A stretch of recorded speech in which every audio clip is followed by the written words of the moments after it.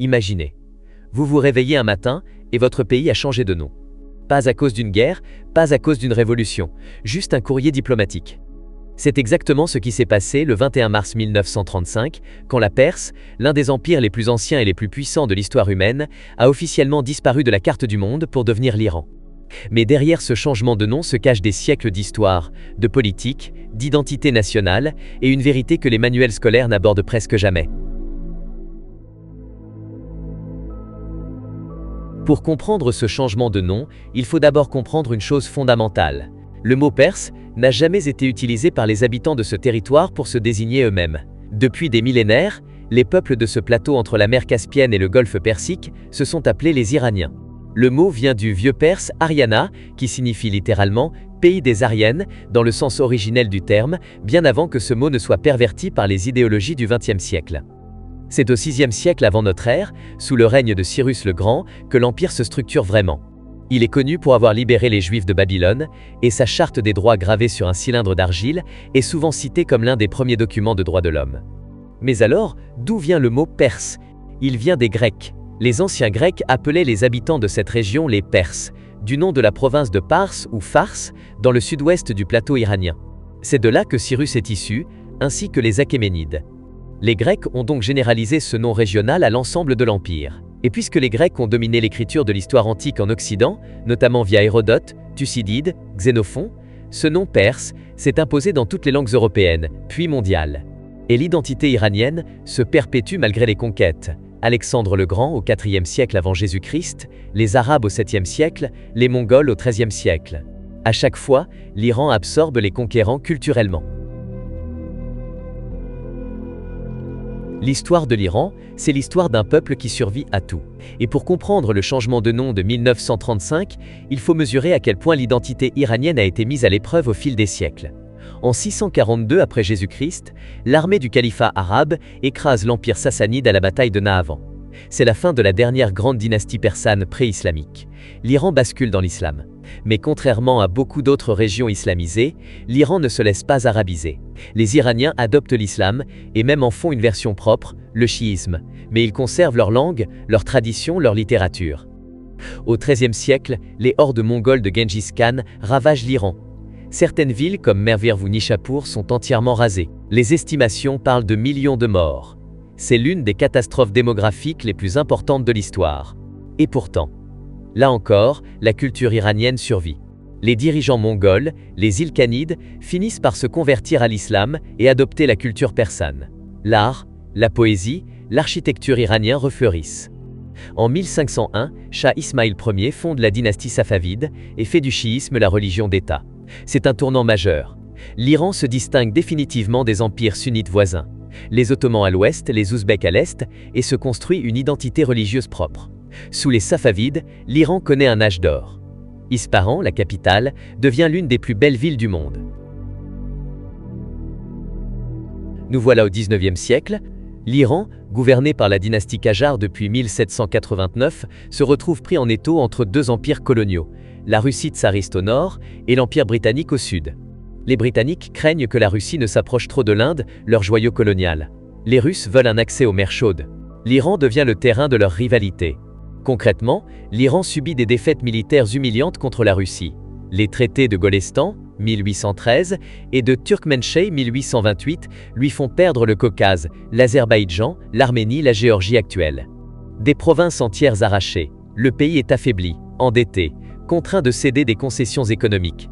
En 1890, le Shah Nasser al-Din accorde à une société britannique le monopole total sur la production, la vente et l'exportation du tabac iranien. C'est la goutte de trop. Le grand ayatollah Mirza Hassan Shirazi émet une fatwa. Il est interdit de fumer tant que cette concession n'est pas annulée. Après la Première Guerre mondiale, l'Iran est dans un état lamentable. Le pays a été occupé par les Britanniques et les Russes pendant le conflit, malgré sa neutralité. La famine tue des centaines de milliers de personnes. En février 1921, un officier de l'armée nommé Reza Khan prend le pouvoir lors d'un coup d'État avec l'appui tacite des Britanniques qui préfèrent un homme fort à Téhéran plutôt qu'une instabilité menaçant leurs intérêts pétroliers. En 1925, il renverse la dynastie Qajar et se proclame Shah, fondant la dynastie Pahlavi.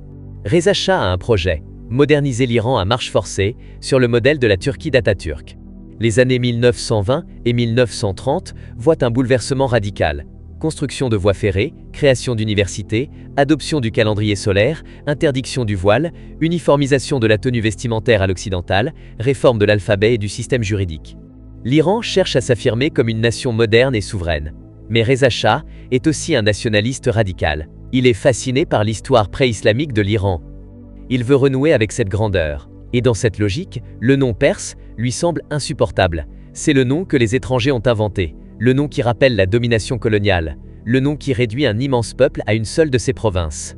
Le 21 mars 1935, le jour du Nowrouz, le nouvel an iranien, Reza Shah envoie une note diplomatique à tous les gouvernements étrangers.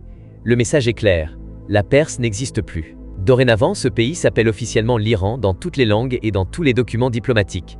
Ce geste est profondément symbolique. C'est une déclaration d'indépendance culturelle. Comme si l'Iran disait au monde « Arrêtez de nous appeler par le nom que vous avez choisi. Nous existons depuis 3000 ans.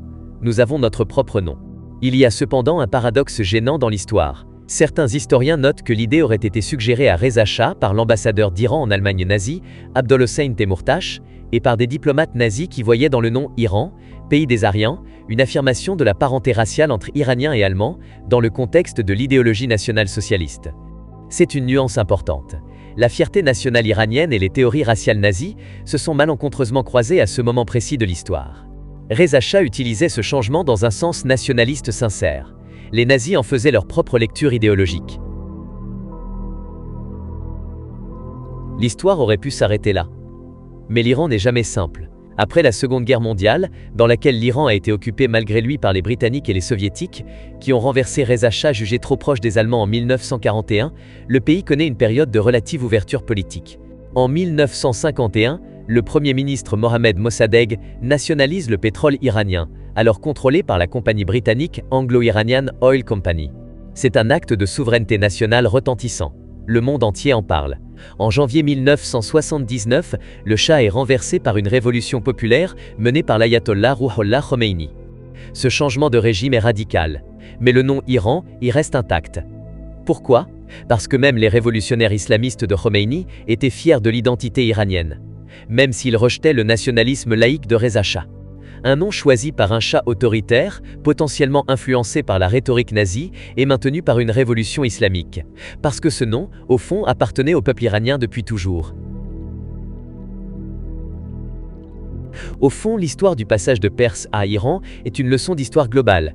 Elle nous rappelle d'abord que les noms des pays ne sont pas neutres. Ils sont porteurs d'histoire, de pouvoir, de représentation.